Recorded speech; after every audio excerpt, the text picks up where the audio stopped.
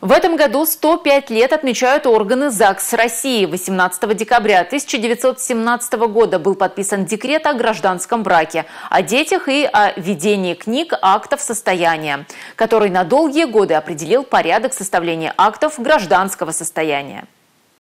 Сегодня ЗАГС – место, с которым связана жизнь каждого человека. Здесь регистрируют рождение малыша, брак, усыновление, смерть. Словом, создают историю человека и его семьи. Фактически сотрудники пишут историю страны. В республике в этом году узаконили свои отношения 5786 пар. Это на 497 больше, чем в прошлом. Уникальность чувашских органов ЗАГС в проекте «Вместе навсегда» – высшая цель семейной жизни. Только в этом году более 30% пар отказались от развода, который они хотели оформить. В век информационных технологий перед органами ЗАГС стоит масштабная цель – создание к 2025 году федерального регистра населения, особой базы учета граждан, то есть создание для населения комфортных условий для получения различных услуг.